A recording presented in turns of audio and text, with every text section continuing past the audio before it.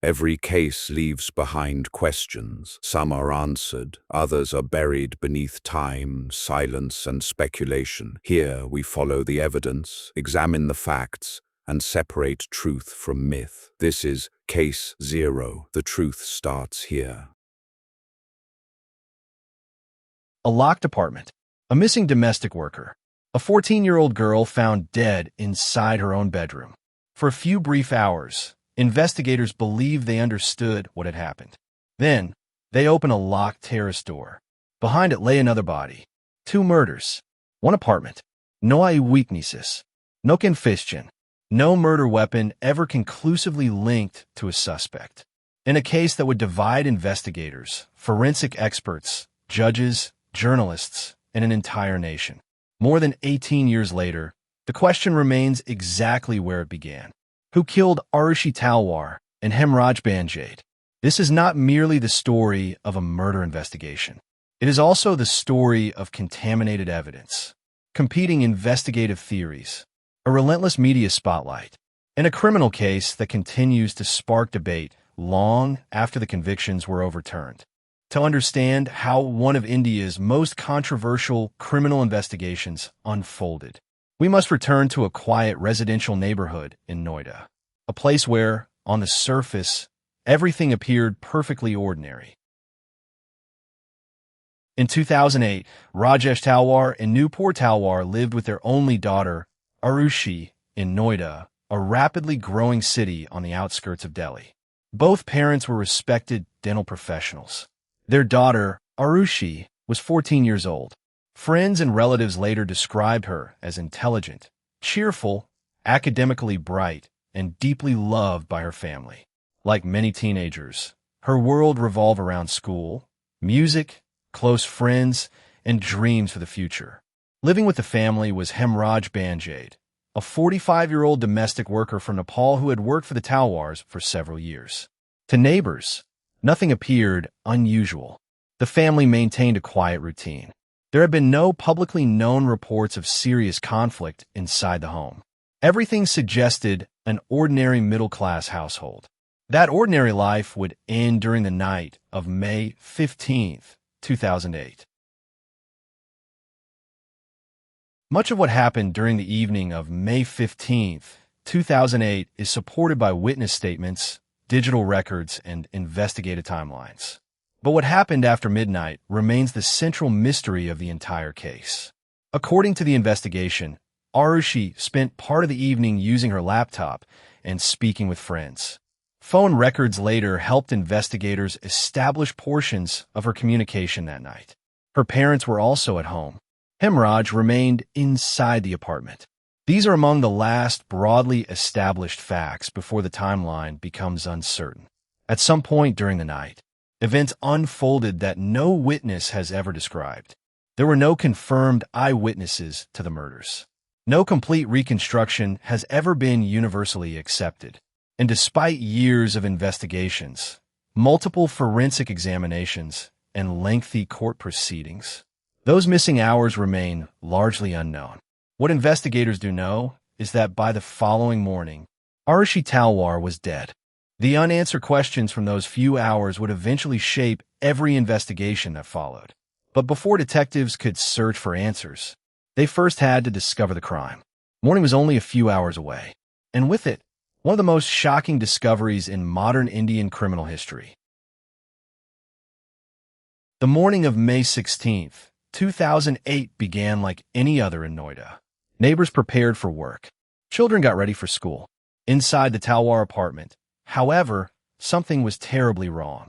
According to the investigation, Nupur Talwar discovered that the bedroom door where Aarushi had slept was locked from the outside. Family members and neighbors soon entered the room. There, 14-year-old Aarushi Talwar was found dead on her bed. Police were informed, and officers from the Noida police reached the apartment. At first glance, investigators believed they were dealing with a single homicide. One person, however, seemed to be missing. Hemraj Banjade, the family's domestic worker.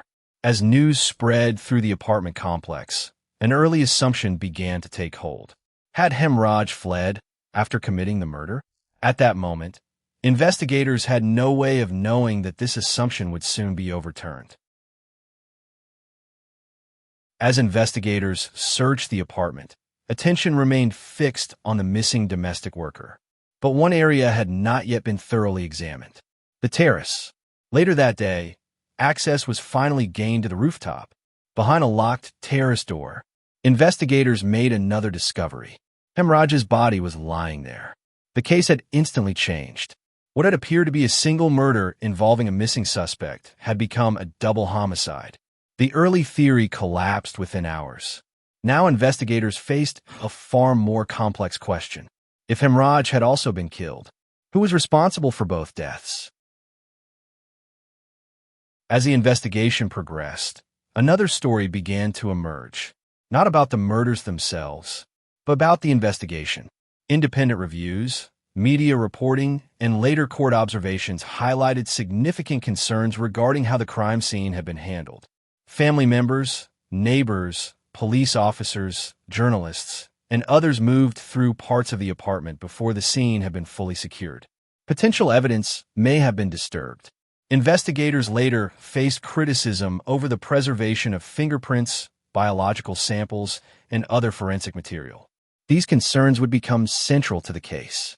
Unlike direct evidence, forensic evidence cannot be recreated once it has been contaminated or lost.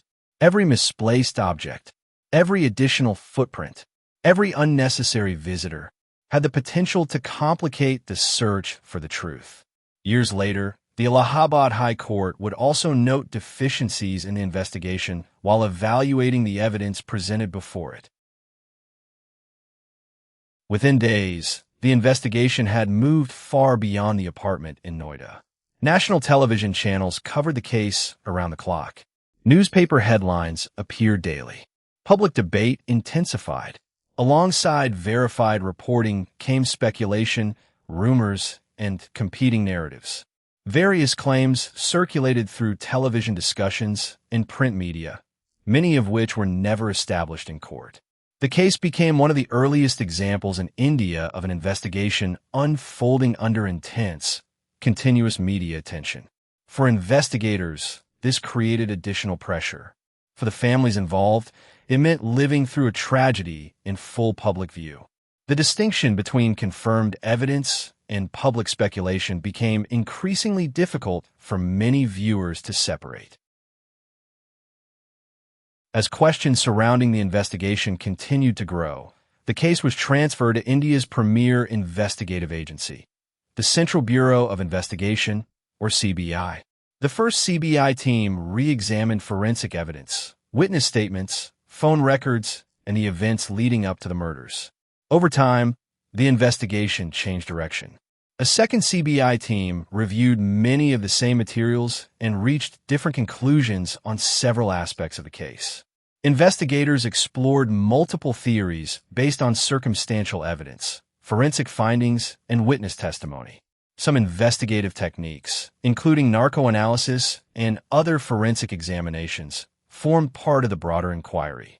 However, such procedures are controversial and, by themselves, are not treated as proof of guilt in Indian courts. Questions also remained regarding DNA evidence, fingerprints, bloodstain analysis, mobile phone records, and the sequence of events inside the apartment. Some evidence appeared to support one theory. Other evidence appeared inconsistent. The investigation had become a puzzle with critical pieces either disputed, incomplete, or open to differing interpretations. After years of investigation, the case entered a courtroom. By this stage, the mystery had evolved into a legal battle centered not on eyewitness testimony, but largely on circumstantial evidence. There was no surviving witness to either killing. There was no confession accepted by the courts. And the prosecution's case depended on whether multiple individual circumstances, when viewed together, form an unbroken chain pointing toward guilt. According to the prosecution, the evidence suggested that the murders had occurred inside the apartment during the night and that there was no indication of an outsider entering or leaving. The defense challenged that conclusion. Lawyers argued that the investigation suffered from serious procedural flaws, that forensic evidence had been compromised, and that key assumptions were unsupported by definitive proof. Over weeks of testimony, investigators, forensic experts, and witnesses presented their accounts. Each side attempted to reconstruct a night that no one had actually seen unfold. In October 2017, nearly 9 years after the murders, the Allahabad High Court delivered its judgment. The court carefully examined the evidence, the investigative process, and the reasoning that had led to the convictions. Its conclusion fundamentally changed the legal position of the case. The High Court found that the prosecution had failed to establish guilt beyond reasonable doubt. It identified significant weaknesses in the chain of circumstantial evidence and noted deficiencies in the investigation. As a result, Rajesh Talwar and Nupur Talwar were acquitted. In criminal law, an acquittal means the prosecution has not proved its case to the standard required for conviction. The judgment did not determine who committed the murders. Instead, it concluded that the evidence presented was insufficient to uphold the convictions. Today, no individual stands legally convicted of the murders of Aarushi Talwar or Hemraj Banjade. The case remains, in practical terms, unresolved. Although the legal proceedings ended, the public conversation did not. The Aarushi Talwar case became one of the most discussed criminal investigations in modern India. It prompted widespread debate about forensic science, investigative standards, and the responsibility of the media during active criminal investigations. Law schools analyzed the judgment. Journalists revisited the evidence. Documentaries, books, and feature films explored competing interpretations of the case.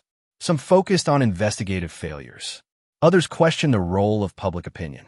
Many highlighted how difficult it can be to separate verified facts from speculation once a case enters the national spotlight. The murders also drew renewed attention to the importance of protecting crime scenes. Modern forensic investigations rely heavily on preserving evidence exactly as is found. Once evidence is disturbed, opportunities to discover the truth may be lost forever. The case remains a reminder that justice depends not only on finding evidence, but also on preserving it. On the morning of May 16, 2008, 2 lives were lost. A 14-year-old girl whose future had barely begun. A man who had left his home in Nepal in search of work. Years of investigations followed. Thousands of pages of evidence were examined. Courtrooms heard arguments. Experts disagreed. Headlines filled newspapers. Yet the central question remains unanswered. Who killed Aarushi Talwar and Hemraj Banjade? Perhaps the greatest tragedy is not only that 2 people died. It is that after years of investigations, accusations, legal proceedings, and public debate, certainty still remains beyond reach. In a justice system, suspicion alone cannot replace proof, and unanswered questions cannot become evidence. The Aarushi Talwar case reminds us that every criminal investigation carries a profound responsibility to preserve evidence, to pursue facts without prejudice, and to remember that behind every headline are real human lives forever changed. Every investigation leaves behind answers and new questions. The truth is rarely simple, and sometimes it remains just beyond our reach. If this case made you think differently, share your perspective in the comments. Subscribe to Case Zero for more true stories, unsolved mysteries, and investigations from around the world. Until the next case, stay curious, question everything, and remember, the truth starts here.